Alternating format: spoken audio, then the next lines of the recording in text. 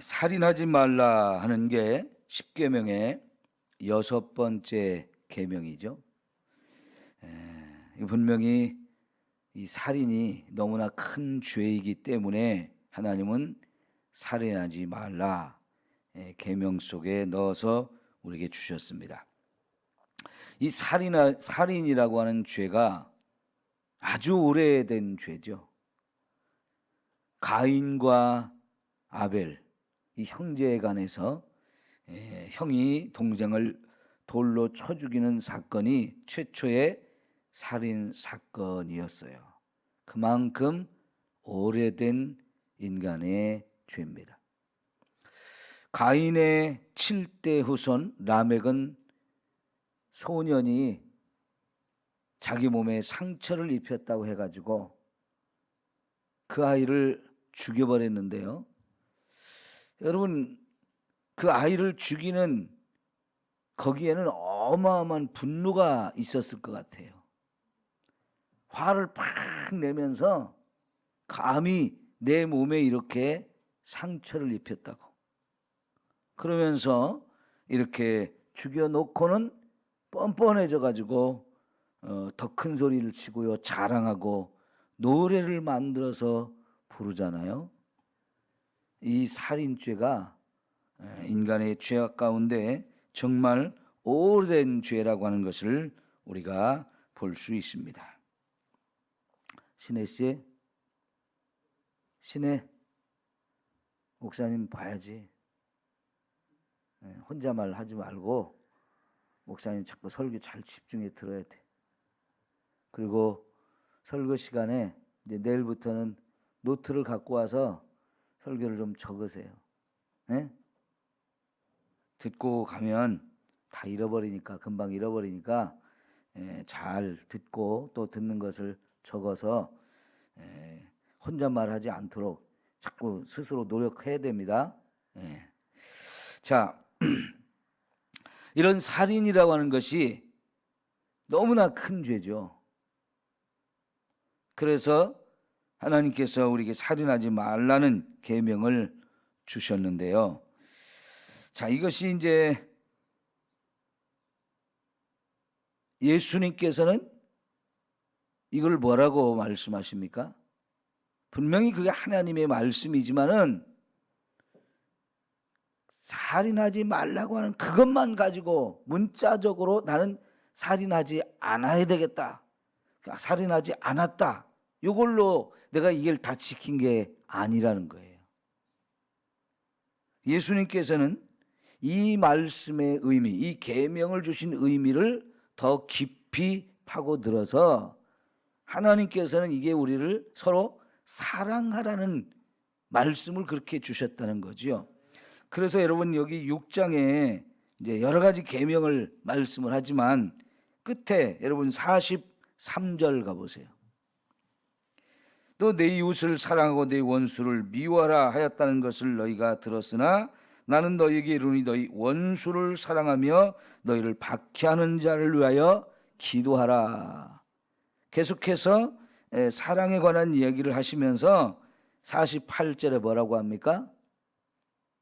그러므로 하늘에 계신 너희 아버지의 온전하심과 같이 너희도 온전하라. 결국은요, 저와 여러분이 이 십계명을 또 비롯해서 수많은 율법을 하나님이 우리에게 주신 근본적인 이유는 사랑하라고 하시는 거죠. 이거 하지 마, 저거 하지 마, 이렇게 해서 사실 우리가 그거 지키기도 어렵지만은, 그러나 그거 하나하나 지키려고 막 문자적으로 거기에 얽매여서 살지 말고, 이런 모든 율법을 주신 근본적인 이유가 사랑하며 살라고 했다는 거, 그렇게 하면 결국 하나님이 온전하신 것처럼 우리도 온전해 줄 수 있다는 거죠. 그래서 이제 율법을 우리에게 주신 그 하나님의 근본적인 취지를 잘 이해하면, 살인하지 말라고 했다고 해서 나 살인 안 했으니까 말씀 지킨 거야, 이게 아니고 그 근본적인 취지는 사랑하기 때문에 살인할 수가 없다는 얘기죠. 여러분, 사랑하는 사람을 어떻게 우리가 죽이겠어요?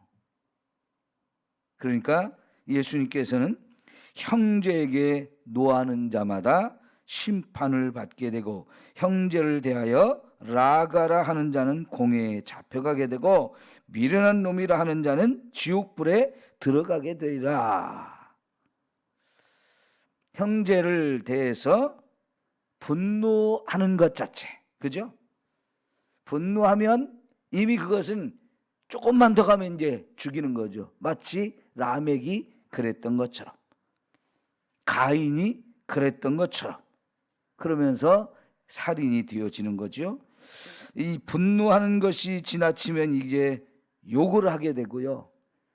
라가라고 하는 말은 이 미련한 사람이라는 뜻이거든요. 좀 멍청하다, 그런 의미가 있는데요. 여기서 미련한 놈, 완전히 무시하는 거죠. 이러면 결국은 여러분 다 이제 이게 더 큰 죄가 되고 이게 다 살인의 범주에 들어간다라고 말씀하는데, 요한 1서 3장 15절에는 살인이 뭐라고 표현하고 있어요? 형제를 미워하면 그게 벌써 살인이다라고 말씀하고 있거든요. 그래서 이제 외형적으로 문자적으로 우리가 말씀을 지켰다가 아니라 우리 마음의 문제로 이거를 끌고 들어가서 더 근본적으로 예수님께서는 우리가 마음의 동기부터 순수해야 되고 그 마음의 동기부터 우리가 죄가 될 수 있다는 걸 말씀하셔요. 여러분, 솔직히 얘기해서 여기서 미련한 놈이라고 했다고 해서 우리가 생각할 때 지옥에 갈 것 같습니까? 예? 형제를 향해서 저 미련한 거 이랬다고 해서 이게 지옥 갈 일이라고 우리가 생각해요? 우리는 그렇게 생각 안 하잖아요, 그죠? 그런데 예수님은 저와 여러분의 마음으로부터 그런 생각도 하지 말라는 거예요. 그래야 진짜 저와 여러분이 말씀을 지키는 것이 되어진다라고 이야기를 하는 거거든요. 자, 그런데 여러분 잘 봐보세요. 옛사람한테 예전에 구약 성경에서 하나님이 모세를 통해서 이런저런 말씀을 주셨는데, 자, 이것이 나는 너희에게 이르노니 이렇게 말씀하시. 예수님이 하나님께서 구약시대 모세를 통해서 이렇게 계명을 주듯이 이제는 예수님이 하나님의 권위를 가지고, 예수님이 하나님이란 뜻이에요. 우리에게 율법을 선포하시는 하나님의 권위와 지금 나는 너희에게 이렇게 말한다 하면서 예수님이 하시는 말씀이나 똑같은 권위를 가지고 하시는 거거든요. 그래서 예수님이 하나님이란 의미가 여기 들어있어요. 그런데 여기서 심판을 받게 되고 공회에 잡혀가게 되고 지옥불에 들어가기라 되리라, 이런 것은 뭐냐면 사실은 구약의 율법을 주실 때는 이런 말씀이 없는데 하나님이 주신 그 구약의 율법을 가지고 여러분 서기관과 바리새인들이 해석해왔던 것이 자꾸 쌓이고 쌓여서 만들어진 것을 장로들의 유전이라고 전해지는 게 있어요. 이것도 어마어마하게 기록이 돼가지고요, 그것도 거의 성경과 비슷한 권위를 갖게 되거든요. 예를 들면 여러분 탈무드라는 얘기를 많이 들어보셨죠? 그 탈무드라고 하는 것이 장로들의 유전이에요. 하나님이 주신 말씀을 오래전부터 랍비들 또 서기관과 바리새인 이런 사람들이 말씀을 해석한 것들을 쭉 그것도 다 적어가지고 책으로 만들어내는데 그게 미드라시, 그리고 그 다음에 탈무드, 이렇게 이제 내려오거든요. 우리가 이제 미드라시 얘기는 여러분이 별로 들어보지 못하셨지만 탈무드보다도 사실은 미드라시라고 하는 것이 더 큰 권위를 가지고 있는 건데 거의 성경과 비슷한 권위를 갖게 돼요. 지금 여기서 말하는 심판을 받게 되고 공회에 잡혀가게 되고 지옥불에 들어가게 되리라, 이런 것들은 다 거기 장로들이 말씀을 해석한 것을 모아놓은 것에 나오는 이야기들이에요. 그러니까 예수님은 지금 유대인들이 하나님 말씀을 잘 지키려고 하면서 노력은 많이 했는데 그게 겉에 드러나는 외형적인 것만 있다는 겁니다. 겉모습만 그럴듯하게 꾸며놓았지 속을 보면 전혀 그렇지 않다는 거죠. 속에는 미움도 가득하고 분노도 가득하고 막 저걸 원망하고 저걸 어떻게 하는지 무시하고 짓밟는 이런 마음들이 속에 가득한 거예요. 근데 예수님은 그 부분이 죄가 된다는 얘기를 하시는 거지요. 여러분, 이제 오늘 읽진 않았지만 27절부터 보면 간음에 관한 이야기를 하는데 28절에 나는 너희에게 이르노니 음욕을 품고 여자를 보는 자마다 마음에 이미 간음하였느니라, 이런 말씀을 하시거든요. 자, 보십시오. 간음을 했다. 그러면 그거는 이제 벌을 내려야 될 죄잖아요. 그죠? 그런데 마음속으로 아유, 저 사람 너무 이쁜데, 저 여자와 내가 어떤 음란한 일을 한번 하고 싶은데, 이런 마음을 품었다고 해서 세상에 그걸 가지고 잡아가는 사람이 있나요?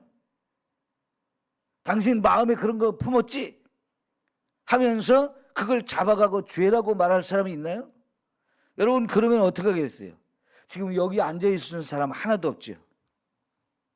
저부터 시작해서요, 저부터 음란한 생각이 없겠어요? 저도 음란한 생각이 있는 거예요.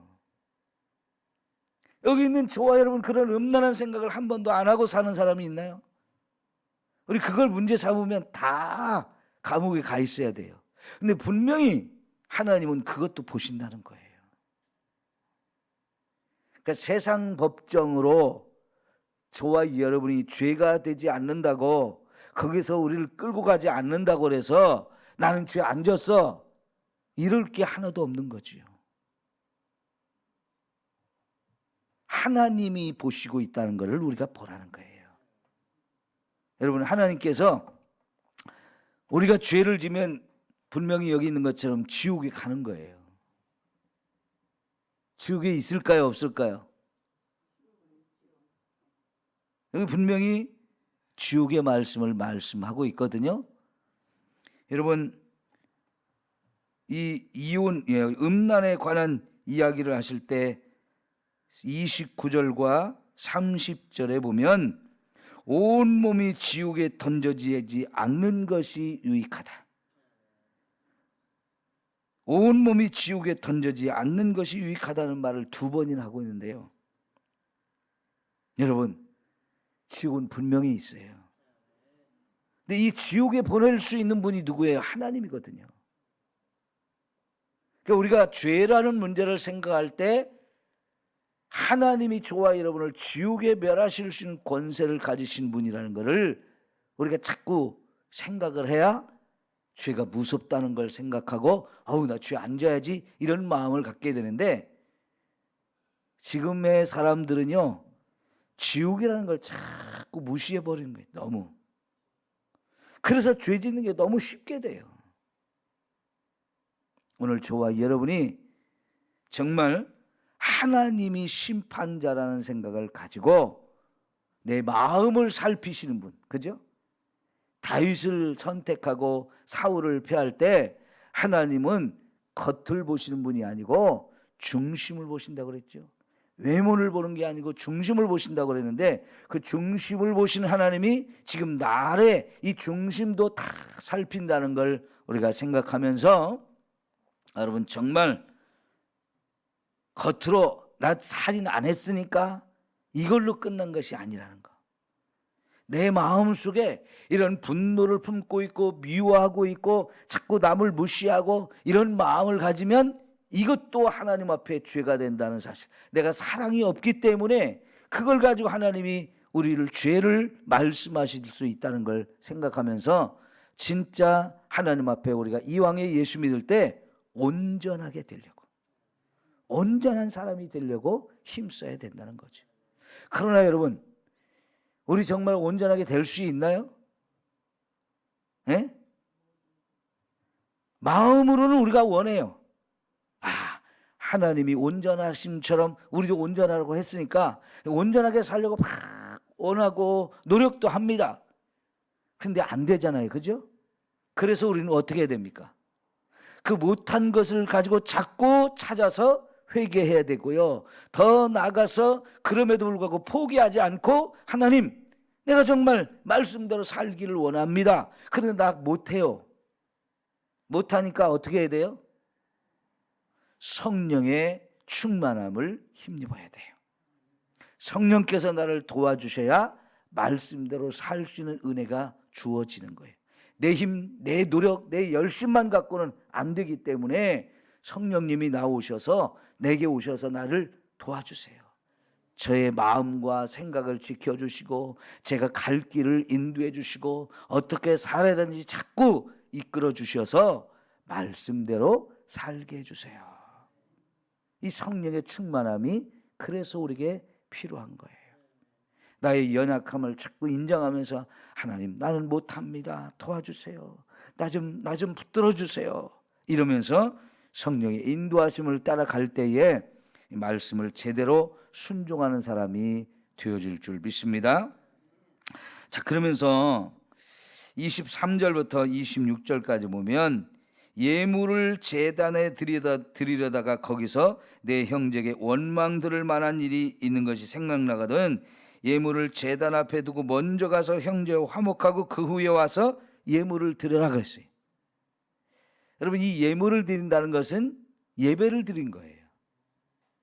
이 구약 성경에서부터 하나님이 예배를 얼마나 강조합니까? 예배는 저와 여러분에게 가장 중요한 것 중에 하나예요. 근데 그 예배를 드리는 것이 아무리 중요하지만 그 예배를 드리기 전에 먼저 하나님과 내가 이제 교통을 해야 되는 건데, 이 하나님과 교통하는 게 예배라면 이거 하기 전에 먼저 내가 함께 살고 있는 내 주변에 있는 사람들과의 관계, 그들과 뭔가 관계가 틀어진 것이 있다면 이거부터 와서 풀고 하나님께 예배를 드리고 예물을 드려야 그게 하나님 받으신다는 거죠. 그런데 여러분, 쉽지 않죠. 예배를 드리러 오기 전에 집에서부터 부부가 싸우는 사람도 있어요.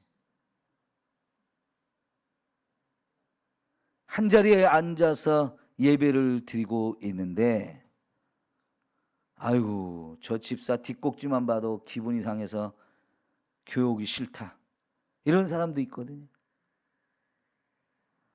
그러면 그건 정말 그런 마음을 가지고 예배를 드리면 이거는 예배가 아니에요. 아무리 백날 예배를 드려봐야 그건 하나님께 상달되는 예배가 아니에요. 여러분, 가인의 제물, 가인 왜 하나님이 안 받으셨어요? 형제를 향해서 미워하는 마음이 있어요. 저것만 없으면 하나님이 내 제물을 받아주실 건데 아니요.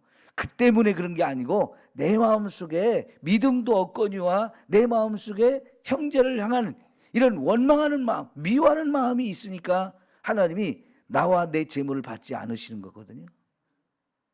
그런데 그게 저놈 때문에 그렇다는 어리석은 생각을 하다 결국은 죽이는 거거든요. 여러분, 우리가 결국은 이게 다 내 가장 가까이 있는 사람들이에요. 내 옆에 있는 사람들과 좋은 관계를 내가 맺지 않고는 하나님 앞에 암만 남들 보기에는 예배를 안 빠지고 열심히 드리는 것 같아도요, 재물을 암만 많이 드린다고 해도 의미가 없는 거라는 거죠. 그래서 여러분, 정말 우리가 하나님 앞에 믿음대로 살려면 원망 들을 만한 사람, 관계가 깨어진 사람 절대로 우리 가운데 있으면 안 돼요. 내가 저 사람 때문에 정말 마음이 상해 있고 내가 상처받았고 이런 것이 있으면 빨리 푸셔야 돼요. 밥 한번 같이 먹자, 우리 그런 거 좋잖아요. 그죠? 좋은 방법이에요. 밥 한번 같이 먹자고 해서 나 집사님 때문에 시험 들었어. 상처받았어. 집사님 때문에 내가 정말 마음이 불편해. 이런 거요. 솔직하게 얘기하면서 좀 다 풉시다. 자존심 상해서 이거 못 하시는 분도 있거든요. 근데 그거 있으면 우리가 아무리 예배드리고 아무리 기도하고 아무리 헌금을 드려도 아무 의미가 없어요. 그 관계를 풀어야 하나님과 나의 관계가 회복이 되져요. 그 다음에 한 말씀이 뭡니까? 너를 고발하는 자와 함께 길에 있을 때 급히 사화하라. 급히란 말을 쓰고 있어요. 급히. 고발하는 자가 너를 재판관에게 내어주고 재판관이 옥리에게 내어주어 옥에 가둘까 염려하라. 이거는요, 시간이 얼마 없다는 거예요. 뒤로 미루지 말고 그대로 있다가는 바로 이제 고발을 당하고 바로 옥에 갇혀서 재판 끝하면 더 이상 문제를 해결할 길이 없으니까 그런 날이 오기 전에 빨리 해결을 하라는 거예요. 뒤로 미루지 말고. 여러분, 그래서요, 저도 막 저를 힘들게 했던 사람들, 저를 막 너무너무 괴롭혔던 사람들, 그때는 막 마음속에 분노가 일어나고 미움이 일어나고 막 진짜 어떻게 해보고 싶은 그런 마음이 막 너무나 크게 있을 때도 있었는데 결국은 내가 하나님 앞에 견디지를 못하겠어요. 이런 말씀들을 볼 때 내가 이 마음 가지고 하나님 앞에 예배를 드릴 수가 없고 한순간도 살아갈 수가 없는데 용서하고 싶은 마음은 요만큼도 없거든요. 근데 하나님 말씀이 이런 문제를 풀지 않으면 안 된다고 하시니까 더 괴로운 거예요. 더 괴로운 거예요. 그래서 결국은 하나님, 제가 용서하기는 해야 되는데 어려운 거 아시잖아요. 저 못하는 거 아시잖아요. 그거 가지고 기도하는 거예요. 용서하게 해달라고. 마음속에는 분명히 용서하고 싶은 마음이 없는데 말씀은 용서하라고 하니까 용서하기 위해서 막 몸부림을 쳐야 돼요. 그리고는 결국 용서하고 그리고 하나님 앞에 기도할 때 진짜 마음에 평안이 주어지는 거예요. 우리요, 여기 홀이라도, 옛날에는 홀이라고 표현됐거든요. 한 푼이라도. 이 한 푼이라는 말이 당시에 사용되던 가장 작은 돈의 단위예요. 우리나라도 옛날에는 1원짜리 돈이 있었죠. 5원짜리도 있었고 10원짜리도 있었고 지금에는 진짜 그 10원짜리가 돈같이 보이지가 않아요. 그래도 지금 10원짜리가 유통이 되지요. 물건을 사고 팔 때는 그 10원짜리까지 계산을 해서 여러분이 동전 이렇게 저금통 가져온 거 보면 10원짜리도 꽤 있더라고요. 그런 가장 작은 단위 돈을 말하거든요. 10원짜리 하나라도 갚기 전에는 이 문제가 해결되지 않는다는 거예요. 그러니까 얼마나 하나님은 철저하게 우리가 말씀을 지키기를 원하시는지요. 예? 그러니까요, 절대로 여러분 누군가하고 불편한 관계, 내 마음속에 그 사람은 내가 그런 마음 가지고 있는지 모를 수도 있지만은요, 내 마음에 그런 게 있으면 한 푼이라도 남김없이 다 갚기 전에는 절대로 이 문제가 해결 안 된다고 하니까 빨리 해결하라는 거예요. 여기 목에 걸려가지고 딱 잊지 말고요. 예? 좀 다 풉시다. 여러분, 제가 보기에 아직도 못 푸는 분들이 있는 것 같아서 얘기하는 거예요. 남의 말도 자꾸 손가락질하면서 하지도 말아야 돼요.